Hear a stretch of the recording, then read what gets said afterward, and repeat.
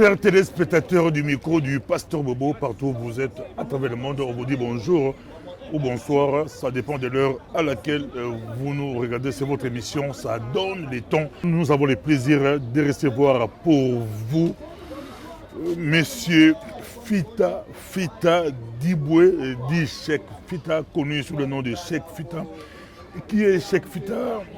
Il n'est pas à présenter, très connu dans la diaspora congolaise, dans les milieux congolais.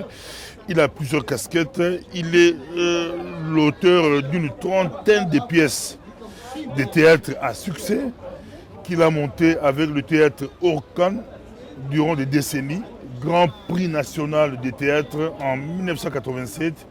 Il vit ici en Belgique depuis 2002. Avec lui, on va essayer de parler. Bonjour, monsieur Cheikh Fita. Bonjour, pasteur Bobo, et merci de me donner l'occasion de m'adresser à tous vos téléspectateurs. Cheikh Fita, journaliste, analyste politique, écrivain, metteur en scène, beaucoup de casquettes. Quelle casquette ça vous va vous-même? Je suis écrivain de théâtre et journaliste reporter. Vous avez écrit 5 livres et vous venez encore de faire sortir 10 nouveaux livres. Et vous revenez d'écrire ça. Votre voix décline. Oui, merci bien. Donc le samedi 27 mars 2021 a eu lieu au Salon Rouge du ministère des Affaires étrangères de Kinshasa le baptême de 10 de mes livres. Et ces 10 livres, ils sont là. Et c'est des livres qui ont été édités par un jeune éditeur congolais avec qui je collabore depuis 2019. Ce sont les éditions OCM. 10 livres, 10 livres à la fois. Oui, 10 livres à la fois. Ça dépend. Parce que ça fait quand même 45 ans que j'écris. Et donc, mon éditeur a pensé qu'on pouvait faire un jubilé des 45 ans de l'écriture de Cheikh Fita. Alors il dit, un jubilé de 45 ans, on ne va pas venir présenter un livre, 2 livres, parce que ça fait 45 ans que j'écris. J'écris beaucoup de pièces, comme vous l'avez dit, plus d'une trentaine. Et en dehors des pièces de théâtre, j'écris aussi des reportages, des analyses et tout ça. Alors il a dit, j'ai des moyens à mettre en œuvre pour qu'on puisse publier 10 livres à la fois. Et donc il a décidé cela. Il m'a envoyé l'invitation. Je suis allé à Kinshasa durant quelques mois en résidence pour préparer ça, pour corriger, faire d'actographie. Parce qu'il y a beaucoup de ces livres qui ont été édités qui étaient encore au niveau du manuscrit. Cette année, Félix Tshisekedi, l'actuel président du Congo, il est aussi président de l'Union africaine. Et cette année, son mandat, c'est sur la culture. Exact. Et vous revenez d'écrire ça, coïncidence ou comment? Oui, je dois dire que c'est mon éditeur qui a peut-être un grand flair. Et parce que quand on a commencé le projet, le président n'était pas encore président de l'Union africaine. Et donc ça coïncide qu'un écrivain congolais édite plusieurs livres en une fois durant son mandat où il est à la tête de l'Union africaine. Et en passant, effectivement, l'éditeur avait été reçu par le président Tshisekedi, qui lui avait parlé du projet et qui lui avait dit qu'il allait sûrement l'aider. Bon, j'espère beaucoup que cela pourra aider à la promotion des livres. À votre actif, vous avez 15 livres. Je précise 15 livres. Avant, c'était 5. Vous venez d'ajouter 10. Comment c'est arrivé? Bon, c'est le travail du temps. Je n'ai pas commencé hier. J'ai commencé en 1976. Et à l'époque, j'étais en avant-dernière année de l'université. Et donc, j'avais écrit Morte avant terme. Ah, voilà. Donc, ça, c'est ma toute première pièce que j'avais écrite à l'époque où j'étais étudiant. Et le thème que j'avais exploité, c'était le thème de la corruption dans la justice. Déjà à l'époque, parce que pour ceux qui connaissent l'histoire de notre pays, l'année d'avant, il y avait eu ce qu'on appelle la lazarianisation. On avait donné à des acquéreurs donc des biens des Blancs, mais eux, ils n'ont pas bien géré cela. Il y a d'ailleurs un personnage acquéreur dans le livre. Et donc, quelque chose m'avait frappé. J'avais constaté que l'argent corrompait des gens, il y avait donc la corruption. Donc c'est un peu le thème que j'avais abordé à l'époque déjà. Et donc vous voyez, il y a 45 ans, on écrit, c'est comme les gouttes d'eau qui tombent dans un seau d'eau. Hein. À la longue, le seau est plein, mais vous ne voyez pas comment c'est plein. Et c'est donc sur 45 ans que j'ai écrit une trentaine de pièces de théâtre. Qu'est-ce qu'on pourrait faire pour que les gens puissent commencer à lire? Nous avons connu une grande crise politique. Or, quand une crise politique commence, au niveau de la culture, la crise est plus profonde encore, de telle sorte qu'on ne considère plus la culture. Et donc, l'État est le premier sponsor de la culture dans tous les pays du monde. Or, si l'État ne le fait pas, eh bien, les gens ne lisent plus. Comme vous l'avez si bien dit, si l'État redevient État, il sait qu'il a des devoirs vis-à-vis du citoyen. Parmi les droits du citoyen, il y a la culture, l'information. Et dans la culture, il y a aussi le théâtre et le livre. Et nous souhaitons beaucoup qu'avec le nouveau pouvoir, on puisse revenir à la culture. Parce que vous savez, la culture, la lecture, souvent, on fait comme si ça n'en vaut rien, mais à qui l'on dit souvent de quelqu'un, ah, Moutouna et Beba. Quand on dit de quelqu'un Moutouna et Beba, ça veut dire qu'il n'y a plus rien de bon qui entre dedans. Or, quand vous lisez un livre, quand vous allez à un spectacle, c'est de la matière pour transformer positivement l'intelligence de quelqu'un, l'esprit de quelqu'un. Et donc, nous qui écrivons, comme c'est notre don, c'est notre profession, on ne va pas dire comme le pays est en crise, on n'écrit pas, non, on continue, en espérant beaucoup que les choses changent et que l'État donne un coup de pouce. Le monde est touché par une crise sanitaire vraiment grave. Aujourd'hui, plus de 2 millions de morts. Vous avez été touché par cette maladie, coronavirus, et vous écrivez un livre, Coronavirus, redevenir homme. Qu'est-ce qui vous a poussé à écrire ce livre? C'est d'abord un témoignage. Un témoignage pourquoi? Parce qu'en avril de l'année passée, j'ai été hospitalisé à l'avril de l'année passée, j'ai été hospitalisé dans un hôpital, dans une clinique ici de Bruxelles. Et j'ai vécu. J'étais malade, j'ai vécu, j'ai été traité, j'ai été guéri, je suis sorti. Et ce que j'ai vécu était si poignant, je m'étais dit, il faut rendre compte. Et donc dans le livre, la première partie, c'est le témoignage, comment la maladie a commencé, comment j'ai été soigné et l'après. Mais au-delà de ça, il y a une partie de réflexion philosophique. Parce que vous vous souvenez, quand le coronavirus a commencé, on comparait ça à une guerre. C'est vrai, c'était vraiment comme une guerre quand on voit les dégâts. Bien sûr, c'est une guerre atypique en ce sens que ce n'est pas des belligérants qui s'affrontent, c'est plutôt donc, un virus donc, qui déstabilise le monde. Et j'ai essayé de comparer le côté guerre du coronavirus et d'autres guerres qu'on a vécues. Parce que personnellement, j'ai vécu 2 guerres dans ma vie. La première guerre, la guerre du Katanga à Kolwezi. J'avais aussi écrit un livre, ah oui, il est là, je pense, oui, j'avais écrit. Ce que j'avais vécu dans la guerre, vous savez, la guerre, ce n'est pas quelque chose de bien. C'était quelque chose d'effroyable. Les morts, les crises et tout ça. Et puis la deuxième guerre que j'avais vécue, c'était celle de quand Laurent Désiré était au pouvoir, quand les rebelles de RCD Goma ont voulu envahir Kinshasa. Nous avons passé 1 mois sans courant, sans eau, il y a eu des morts, etc. Et puis maintenant, 3e guerre pour moi, le coronavirus. Donc les mesures que l'État prenne, ce sont pratiquement les mêmes mesures qu'ils prennent durant la guerre. Et je m'étais dit, il faut quand même faire une sorte de parallélisme, de comparaison entre ces crises-là. C'est pour ça que j'ai écrit ce livre-là. Mais lui, je l'ai écrit avant, donc l'année passée, avant donc, la série qui a été baptisée il y a 3 jours à Kinshasa. Je prends un autre livre, Laurent Désiré Kabila assassiné, c'est Kabila qui prend le pouvoir. Mais vous écrivez Peuple Mokonzi, qui dis-tu au lobby Nini, Peuple Mokonzi. Déjà 2001, vous écrivez Peuple Mokonzi. Oui. Vous savez, quand Mobutu est parti du pouvoir, il est parti par les armes. Bon, les gens de l'AFDEL sont venus et juste après, on a commencé à déstabiliser Laurent Kabila. Et après, Laurent Kabila est parti Joseph Kabila est arrivé, il a commencé à y avoir des négociations. Alors moi j'ai compris directement que qui dit négociation dit stabilité. Qui dit stabilité dit élection. Qui dit élection dit peuple aux élections.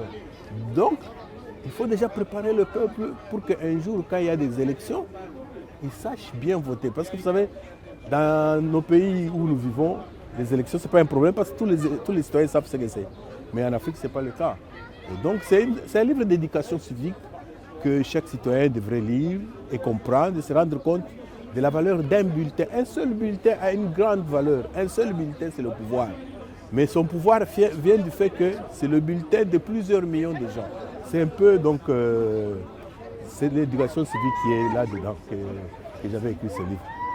Et donc, maintenant, j'ai réédite. Pourquoi? Parce qu'à l'époque, ça a été vendu et épuisé. Je m'étais dit, comme j'ai fait une série de publications et que c'est un livre qui est demandé, autant le joindre donc, parmi donc, les 10 livres qui devaient être publiés. Mais je veux aussi, c'est encore d'actualité, je pourrais lire La République démocratique du Congo apparaît aujourd'hui comme un bien sans maître. Tout le monde vient y puiser ce qu'il veut. Diamants, or, coltan, cuivre, café. Et la victime, le peuple souverain, floué, pauvre, affamé, maigre. C'est encore d'actualité. Oui, je n'y suis pour rien. C'était en 2001 que j'ai écrit. Si ça n'a pas évolué, c'est qu'il y a des problèmes que nous devons résoudre. Et donc, je pense que parmi les problèmes, il faut que les gens se réapproprient le contenu de ce qui est dedans pour que le pays ne soit pas pillé. C'est nous-mêmes qui devons prendre conscience de tout ça, mais en lisant. 2011, vous écrivez La démocratie assassinée. Je crois Étienne Tshisekedi gagne et perd. Il gagne les élections, mais il n'arrive pas à prendre ça impérium, il ne prend pas le pouvoir. Vous écrivez La démocratie assassinée. Oui, en fait, de 2005 à 2011, j'ai suivi le processus électoral. Et il y a beaucoup de mes reportages là-dedans. En fait, c'est une compilation de beaucoup de reportages. Et au finish, je me rends compte que la démocratie n'a pas été à la hauteur. Et donc, j'ai écrit cela parce que, vous savez, quand des choses comme ça arrivent dans votre pays, il ne faut pas seulement en parler, il faut écrire, il faut laisser des traces pour que les générations futures puissent en tenir compte. Et donc, c'est ça qui avait fait que j'avais écrit ce livre-là, en espérant qu'aux prochaines élections, on tiendrait compte des leçons qui sont là-dedans. C'est vrai, en parcourant, c'est vraiment l'histoire. J'ai beaucoup aimé les photos illustrées ici. Oui. C'est vraiment l'histoire parce que la plupart de ces gens aujourd'hui, beaucoup d'entre eux sont aujourd'hui à Kinshasa, mais c'est l'histoire. Hein. Oui. Ils militaient ici avec nous. C'est vraiment Cheikh Fita, la démocratie assassinée. C'est vraiment extraordinaire. Okay. On pourrait voir. Cheikh Fita, on voit moins la guerre des Kolwezi. Bon, en 1978, je vivais à Kolwezi, c'est une ville minière du Katanga. Et un matin, on se lève, les rebelles sont entrés. On tue les gens, on se cache en dessous de lit. Et une chose m'avait fait tiquer, c'est que vers la fin de la guerre, il y a des forces étrangères qui arrivent. Ils y arrivent pourquoi? Pour prendre les étrangers et les amener loin. Et nous, les Noirs, on était restés. Donc je m'étais dit, mais si le monde devrait être comme celui-ci, où quand il y a la guerre, il y en a qui doivent rester, d'autres sauvés. Donc nous, on est moins hommes. C'est ça en fait la question que je me posais dans cette pièce-là. C'est pour ça que j'ai écrit cette pièce pour pouvoir faire prendre conscience que quelles que soient les situations, un homme c'est un homme. Si on doit sauver, on sauve tout le monde ou on laisse personne. Mais à cette époque-là, bon, malheureusement, c'était ça. Je vois Franco et des cas où on divorce. Cette pièce, je l'ai écrite en 1983.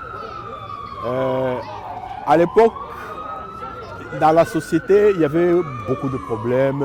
Surtout, moi, je vivais dans une cité de la Gécamine. Hein, et la Gécamine, j'ai constaté que quand les gens sont payés, ils vivent bien. Mais quand il n'y a plus d'argent, il y a des problèmes dans les couples.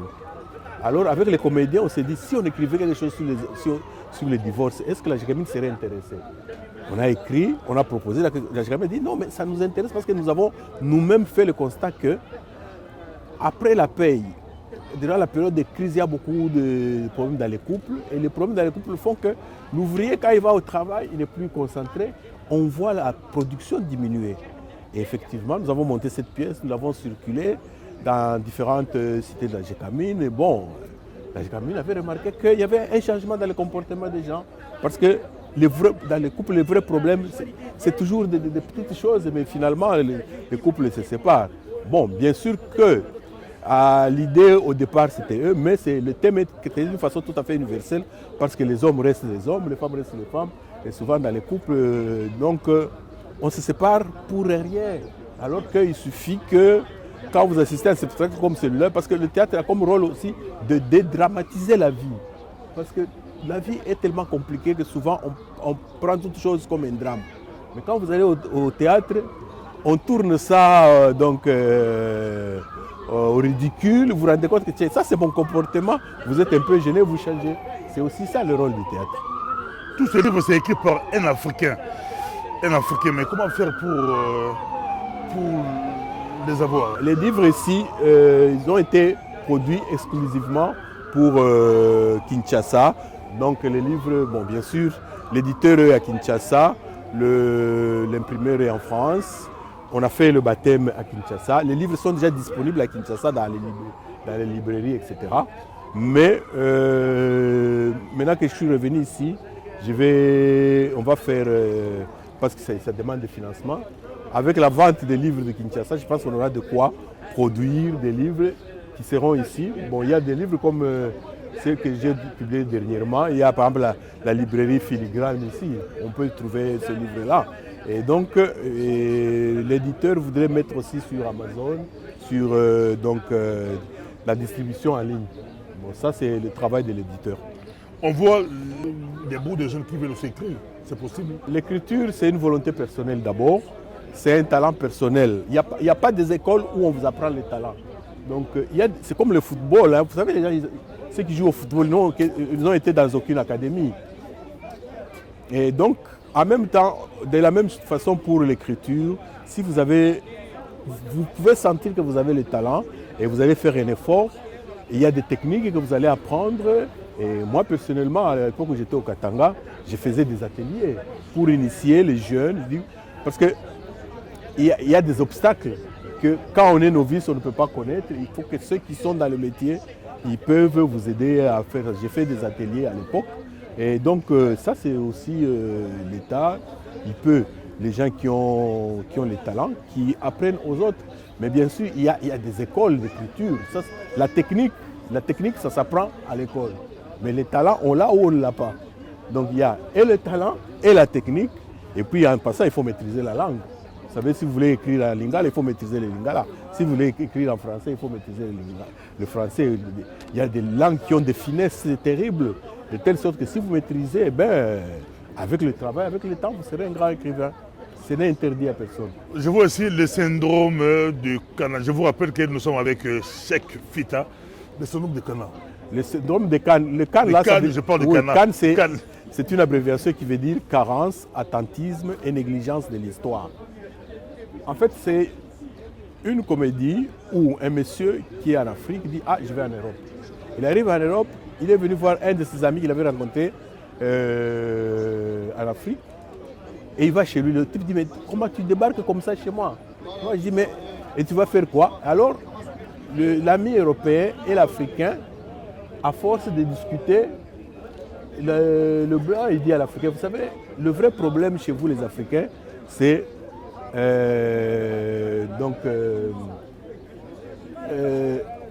carence, attentisme et négligence de l'histoire. Carence dans un certain nombre de culturels.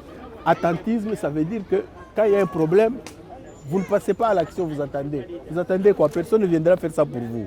Négligence de l'histoire, ça veut dire que le monde, c'est toute une histoire. Un peuple ne peut pas évoluer en négligeant son histoire. Et donc, il dit, si vous êtes attentif à votre histoire, si vous supprimez la carence qui est dans votre société, vous pourrez donc avancer très vite. Donc c'est ça le résumé. C'est une pièce qu'on avait jouée ici à Bruxelles avec un ami Zadin Kassongo. On avait joué ça et puis j'ai fait jouer ça dans le cadre d'un festival. Cheikh Fita, je prends le dictionnaire universel. Mais là-dedans, on cite votre nom parmi les dramaturges congolais. Votre nom est cité ici. Oui. C'est déjà, c'est édition, c'est pas d'aujourd'hui ça. Oui, c'est de 1998. Oui, ça fait très longtemps. Donc non, c'est même avant, parce que c'était à l'époque du Zaïre. Hein, à l'époque du Zaïre, bon, on avait fait, Hachette a publié un dictionnaire où il a parlé de plusieurs pays et du Congo, du Zaïre à l'époque. Et j'étais déjà parmi les écrivains de théâtre parce que, comme je vous l'ai dit, j'avais commencé en 73, en 76. Ce qui fait que 10 ans, 15 ans après, j'étais répertorié. Donc mon nom s'est retrouvé dans le dictionnaire déjà depuis pratiquement plus d'une vingtaine d'années, quoi. Et voilà. Mais pourquoi dans les milieux congolais, on vous connaît beaucoup plus avec d'autres casquettes? Bon, il faut dire que quand j'étais au Congo, j'étais essentiellement dans la culture. Mais j'écrivais aussi pour les journaux locaux. Mais quand je suis venu ici, j'ai compris que les Congolais de la diaspora, c'était une force. Mais pour qu'elle soit une force, il fallait qu'elle prenne conscience de sa force. Pour prendre conscience de sa force, il fallait qu'on médiatise ce qu'il faisait. C'est comme ça que j'ai été très actif dans le milieu donc, de la communauté congolaise. Et puis, il faut dire aussi que à l'époque, la diaspora était très active par rapport au changement du pays. Parce que finalement, pour que la culture avance, il faut que le pays avance. Si le pays n'avance pas, la culture n'avance pas. Et donc les Congolais qui se battaient pour que le pays avance, c'était bon pour moi en tant qu'homme de culture. Je me suis dit non, il faut que je fasse des reportages. Il faut que ce son de cloche s'entende. Parce que les Congolais qui vivent à l'étranger avaient la chance de vivre dans un monde où il y a la liberté de la presse, où il y a la liberté d'expression. Et je pensais que c'était un bon modèle. Et c'est pour ça que j'ai beaucoup fait des reportages là-dessus. Et Dieu merci, comme vous l'avez dit si bien, le travail de la diaspora congolaise a beaucoup aidé à ce qu'il y ait du changement au pays. Parce que ceux qui sont au pays, quand ils disaient toujours « Oh, Batopoto Balubini », vous le savez. Et ça leur donnait aussi du courage. Il y a des choses qui s'est passées au Congo. Quand c'était répercuté ici, très vite, ça avait un impact et vice-versa. Et donc, voilà pourquoi ici, on m'a connu plus comme journaliste. Mais ce n'est pas pour autant que j'ai abandonné d'écrire, parce que j'ai continué toujours à écrire des théâtres, des jouets, et puis j'étais animateur culturel comme profession ici. Voilà. En tout cas, plusieurs casquettes, vous écrivez, il y a beaucoup de sujets. Ici, on voit Morte avant terme. Oui, Morte avant terme, ça, c'est ma toute première pièce. Je l'ai écrite en 1976. Je pense qu'on en a parlé. C'est donc à l'époque où commençait la corruption dans la justice. J'ai dénoncé ça, cela. Et d'ailleurs, quand j'ai relu, parce que ça faisait longtemps, je me suis rendu compte que tiens, donc cette justice qui est devenue corrompue d'une façon catastrophique, ça venait de très loin. J'avais même déjà oublié que j'avais traité de ce thème-là. Mais bon, voilà, en publiant ça m'a fait plaisir de me découvrir moi-même. Parce que tu es sale, ça choque, c'est un thème qui choque. Oui. En 1987-88, j'ai commencé à écrire le théâtre pour enfants. Et j'avais constaté que dans les écoles, les enfants faisaient peu cas à l'hygiène, à la propreté. Et donc, j'ai exploité ce thème, c'est un théâtre pour enfants. Et les enfants qui étaient dans les grandes écoles de Kinshasa à l'époque, Elikia, Boboto, Lisanga, etc., se souviennent d'avoir vu ce spectacle-là. C'est un spectacle destiné aux enfants parce que vous savez, si durant l'enfance, on ne fait pas attention à l'hygiène, quand on devient adulte, on est presque irrécupérable. Et bizarrement, les techniques qu'on nous donne aujourd'hui pour le coronavirus, il y a des choses dont on parlait déjà à l'époque là-dedans. Et donc l'hygiène des mains, l'hygiène de nourriture et tout ça, bon, c'est des choses dont on a exploité il y a longtemps, mais la société est rattrapée par ça. Cheikh Fita, cœur et sang, cœur et sang. Cœur et sang, c'est l'histoire d'un couple. Ce couple n'a pas de moyens, mais la femme est enceinte et la femme met au monde des jumeaux. Et l'homme dit, mais comment est-ce qu'on va nourrir ces jumeaux? L'homme dit, non, non, comme on n'a pas de moyens, va jeter ces enfants-là. Et le couple va jeter les enfants. Et le couple continue à vivre. 12 ans après, le couple devient riche. Mais 12 ans après, la femme ne conçoit plus et n'a plus d'enfants. Et puis il dit, ah, mais on a déjà eu des enfants. Est-ce qu'ils étaient morts? Et donc le couple maintenant commence à se chercher ses enfants. Parce que finalement, en réalité, les enfants avaient été ramassés par un autre couple. Et ce couple-là, lui, n'avait pas d'enfants. Et donc, dans Cœur et Sang, c'est une sorte de confrontation entre les parents de cœur et les parents de sang. RD Congo sans un seul coup de feu. Ici, prophète, ou vous relatez des événements? Bon, le livre ici, je l'ai écrit, j'ai fini de l'écrire en janvier 2019, le jour de la passation de pouvoir entre Kabila et Tshisekedi. Donc la photo...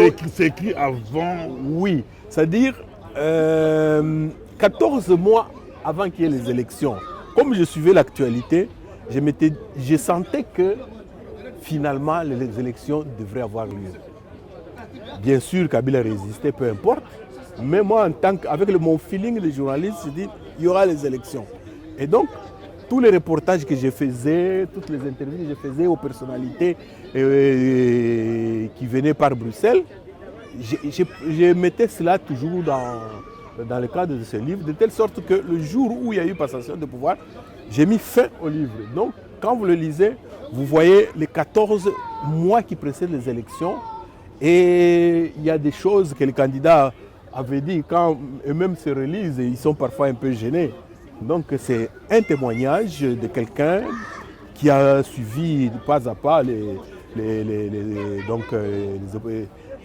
acteurs politiques. D'ailleurs, dans la page en annexe, il y a les photos de tous ces gens qui passaient par Bruxelles. Ils sont là, donc ils vont se retrouver, ils sont là dedans. Et ce livre, je l'ai repris, pourquoi? Parce que quand on l'a publié en 2019, il a été très vite vendu et épuisé. Donc quand l'éditeur a dit, est-ce qu'on peut faire un coffret de 10 livres, je dis non, on reprend celui-là parce qu'il reste toujours d'actualité. Un pied sur la tortue. Ça, c'est théâtre conte. L'histoire, c'est quoi? Un monsieur, un Européen, il téléphone à un Africain. Il lui dit qu'il avait été soigné. Enfin, un de ses amis avait été soigné. Donc, lui, il souffre, il n'a pas d'appétit pour manger, il n'a pas d'appétit sexuel, il n'a pas d'appétit de la vie, il ne veut même pas vivre.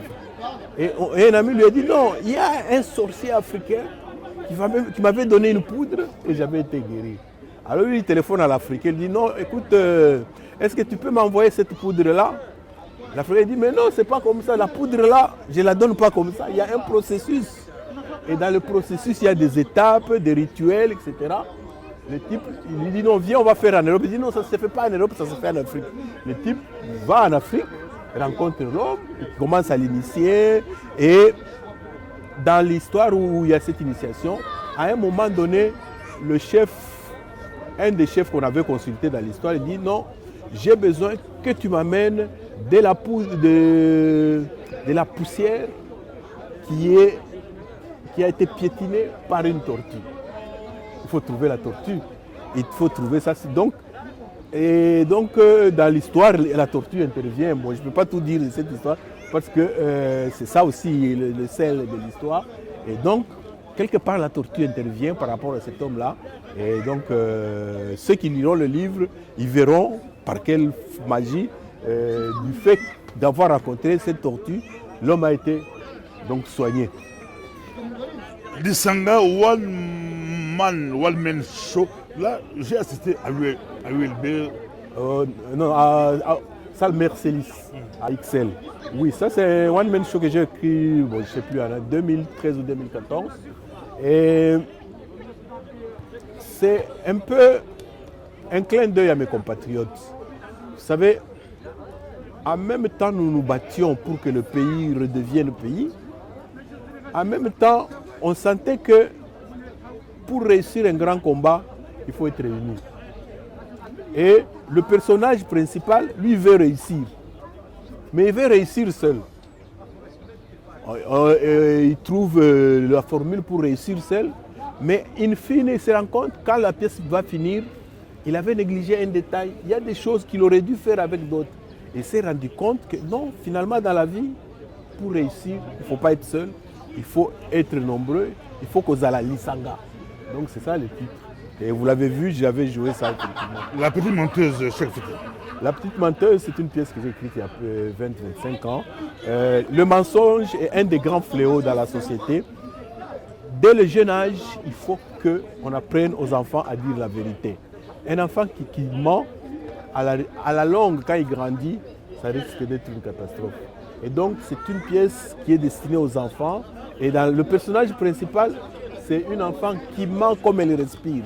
Et vous allez voir ce qu'il y aura comme cascade de malheurs du fait seulement que cet enfant ment. Et donc, quand vous dites enfant, il ne faut pas mentir. Il va continuer à mentir. Mais quand il voit ça dans le théâtre, il se rend compte que, donc, mentir n'est pas bon. Comment faites-vous pour écrire tous ces livres?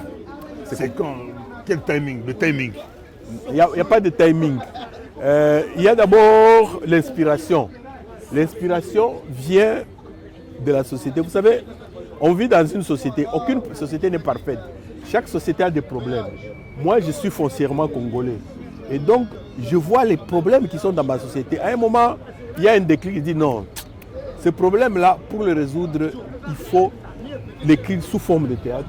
C'est tout ça qui m'inspire.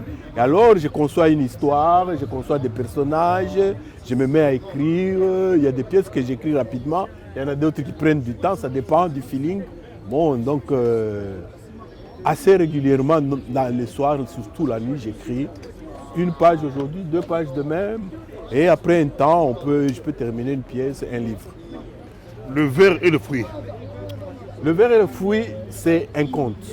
Et que j'ai écrit en 2007, c'est sur le réchauffement climatique. Nous, les hommes, on ne se rend pas compte, nous n'avons qu'une terre. Or, la terre, la façon dont nous, les hommes, nous l'exploitons, n'est pas très bonne.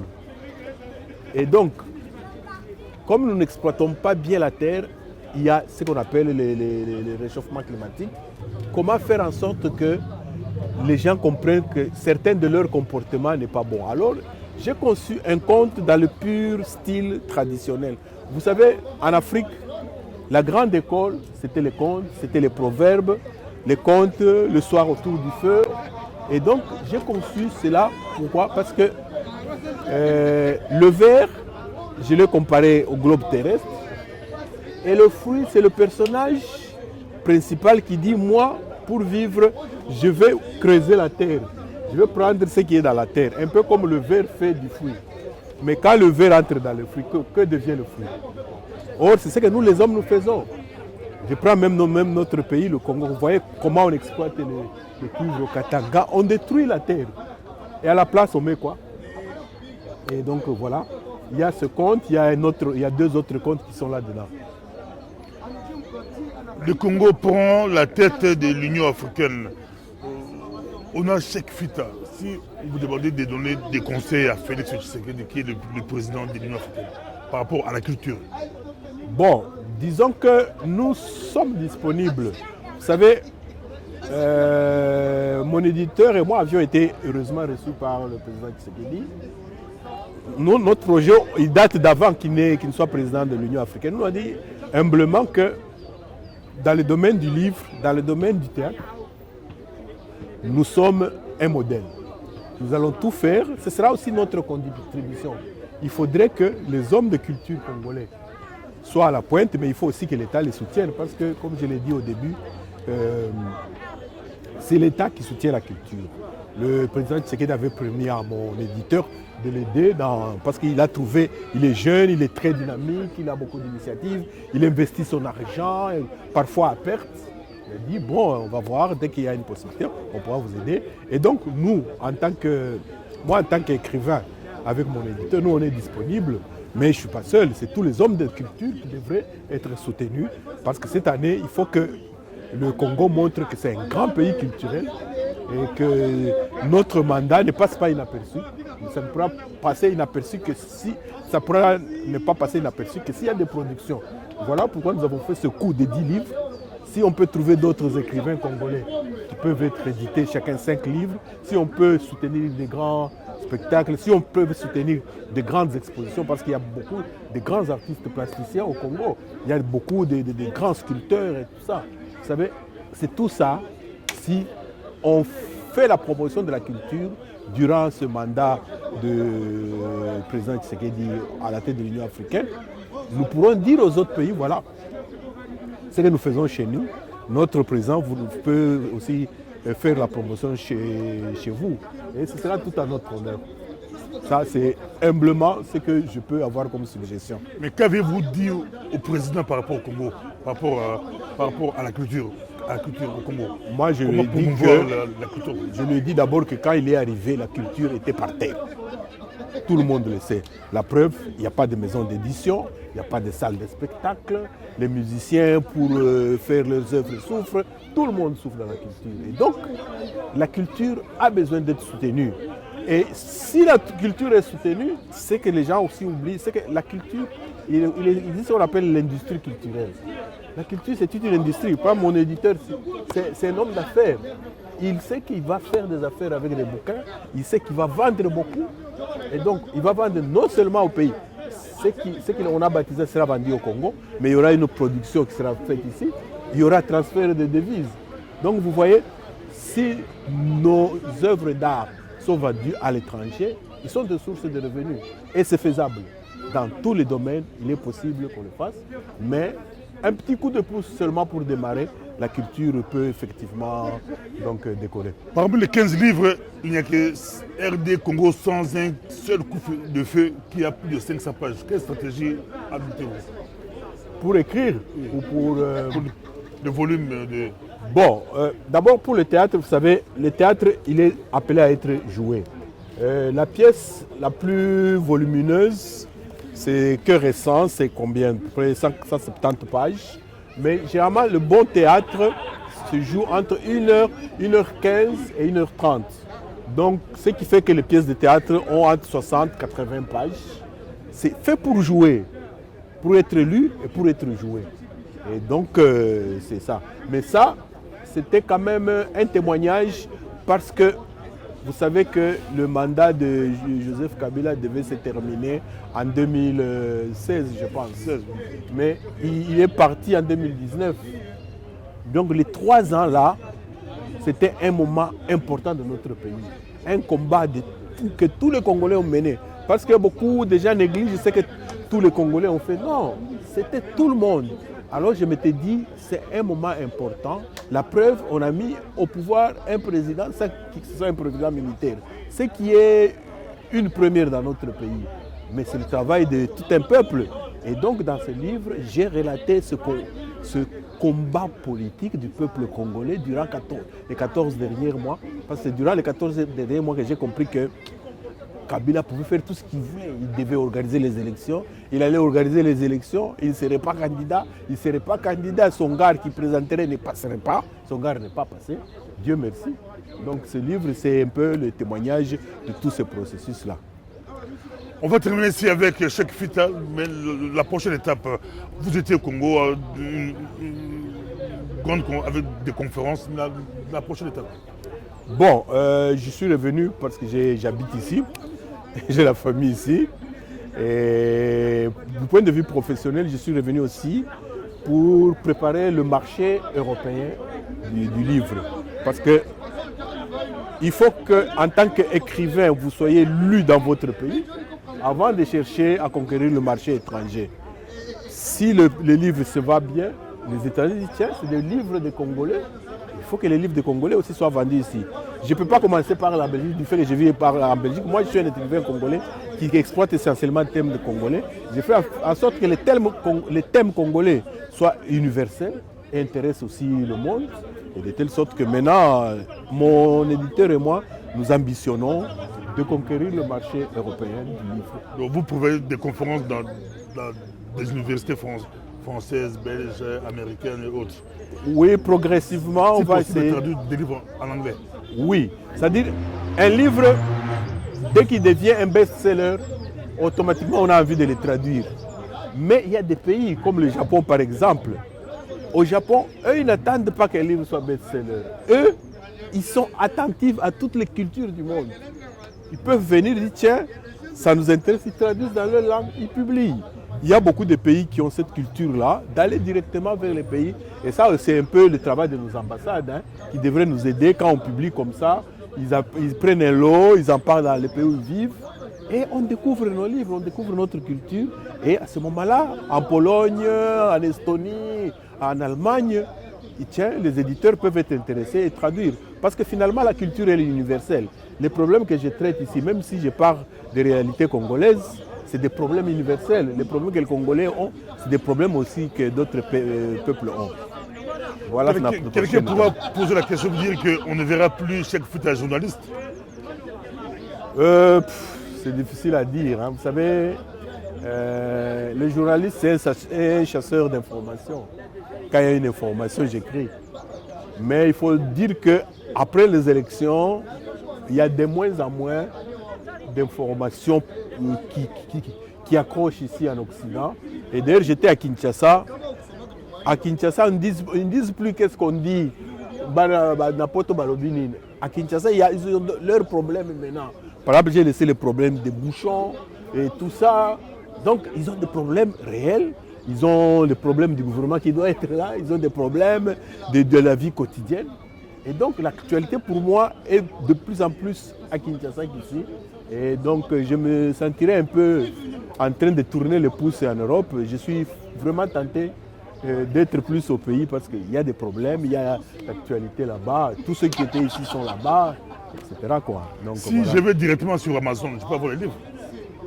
D'ici quelques semaines, oui. Celui-ci, on l'avait mis, comme je dis, il est épuisé, il n'y en a plus. Donc maintenant qu'on est en train de faire de nouveaux tirages, on a fait le premier tirage pour le Congo, on fera le deuxième tirage pour l'Europe et l'Amérique, et puis un tirage à mettre en ligne, à vendre en ligne.